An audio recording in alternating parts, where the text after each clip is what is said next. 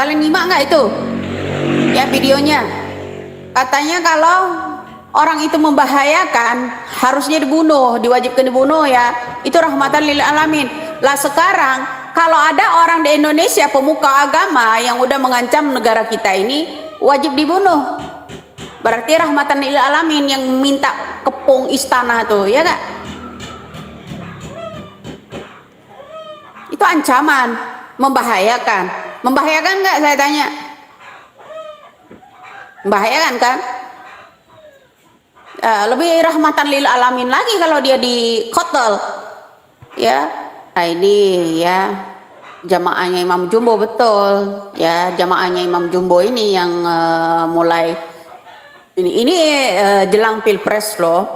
Jelang pilpres ini banyak apa yang saya sampaikan tuh kenyataan semua ya, dari mimbar ke mimbar ya, naik turun panggung ya, semua pada manggung ya, baik itu yang berbeda agama maupun ini mulai berceramah jadi ustadz dadakan semua ya kan. Makanya saya bilang apa, ada pepatah, balutlah segala kebatilan itu dengan agama, niscaya orang-orang dungu akan mengikutinya. Banyak orang dungu yang mengikutinya. Orang-orang dungu itu gampang tercuci otaknya. Nah, Jabar basis kadrun ya emang. Nah ya makanya saya bilang kita bahas semua ya, yang ustadz dadakan jelang pilpres ini ya, Habib dadakan, cucu Nabi dadakan, bentar lagi lahir, bisa-bisa jadi itu Aldo yang udah memprovokator di Tegal itu dihabibkan, langsung diangkat pula cucu Nabi, ya enggak? Ya ini ya pencerahan-pencerahan yang model singkat seperti kita ini ya, harus apa ya, saya harap ya mudah-mudahan Bapak Presiden ya beserta Yakut, apakah Menteri Yakut, Menteri Agama ini punya nyali mengeluarkan yang namanya apa namanya Perpu tentang sertifikat penceramah. Kira-kira ada nyali enggak dia? Masa kalah sama radikal, ya kan? Nah ini dia ada nyali nggak? Kira-kira dia bisa menekan Bapak Presiden untuk mengeluarkan ya sertifikat penceramah, keluarkan undang-undang baru. Ya salah satu kata-kata yang ingin disangkutkan itu apabila penceramah itu tidak sesuai tema, masyarakat berhak menurunkan mereka dari mimbar. Itu salah satu yang ingin kita tambahkan, ya kan? Jangan ngasal-ngasal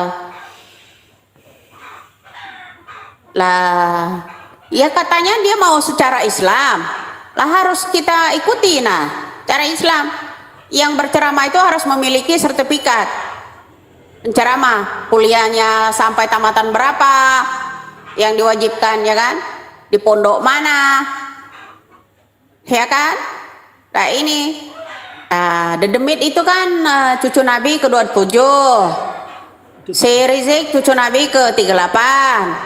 Nah bisa-bisa Aldo ini nanti diangkat pula cucu Nabi kalau dia berhasil memprovokator, apalagi kalau udah maki-maki presiden.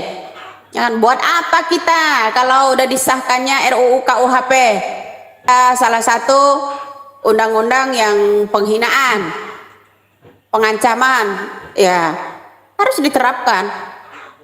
Makanya saya bilang sumpel aja pakai itu RUU KUHP. Ya enggak, jangan lemah terus seperti apa yang disampaikan oleh Bapak Mahfud itu ya. Giliran kita diem, dikatain pelangak pelongok, nggak punya nyali. Kalau kita bertindak keras, dibilang kriminalisasi ulama, padahal mereka itu pelaku kejahatan. Ini yang perlu kita sampaikan kepada Gus Yakut ini ya. Masa takut sama ormas, ngalahin SBY ya, jangan mau.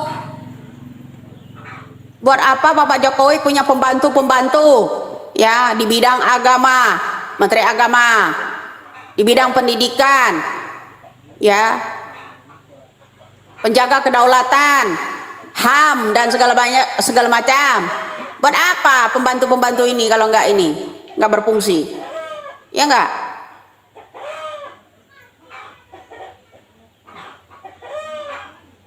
Kepolisian, tentara, semuanya harus berfungsi, mufakat, sesuaikan dengan sumpah, ya kan?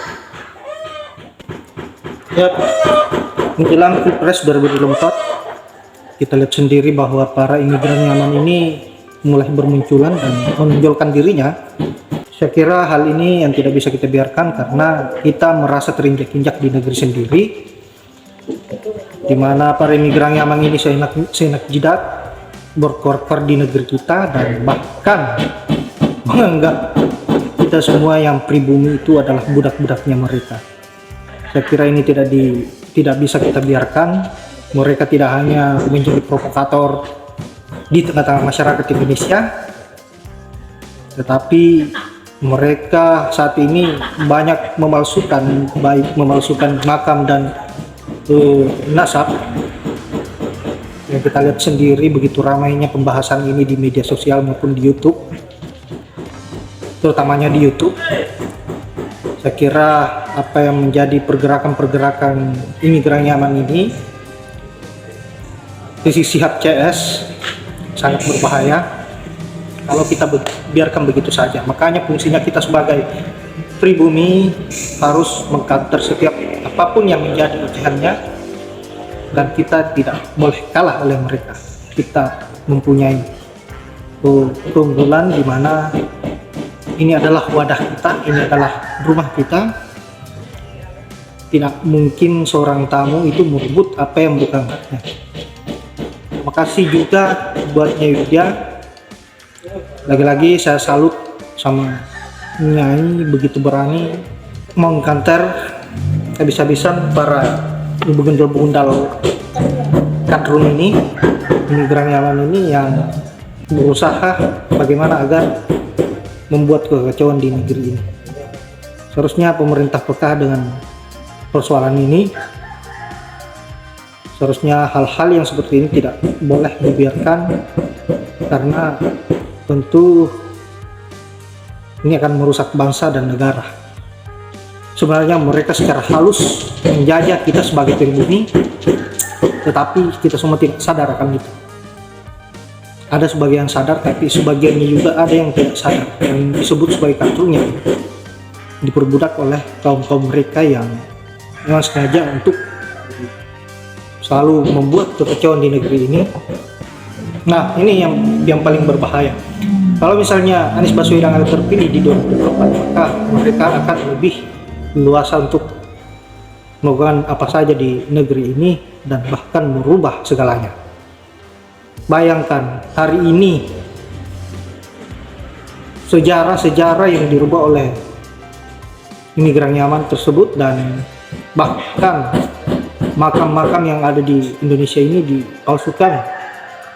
Bagaimana agar mereka bisa disanjung oleh pribumi, dianggap sebagai dialah yang berperan penting dalam kemerdekaan Indonesia. Tapi semua itu tidak bisa dibiarkan begitu saja, karena tentu kita mempunyai sejarah dan catatan sejarah itu lengkap. Tentu apa yang menjadi kebusukan mereka, niat busuk mereka ini akan gagal tentunya. Kalau Anies jadi presiden, maka ormas-ormas radikal yang tadinya dibubarkan akan bangkit kembali. Ini yang sangat berbahaya. Ini yang harus kita hentikan. Saya kira sahabat-sahabat harus menyiapkan mental untuk menghadapi begundal-begundal kadrun ini, karena mereka pasti akan melakukan sejuta cara bagaimana agar bisa menaklukkan kita sebagai pribumi. Saya kira hanya itu. Saya akhiri dengan ucapan Assalamualaikum warahmatullahi wabarakatuh.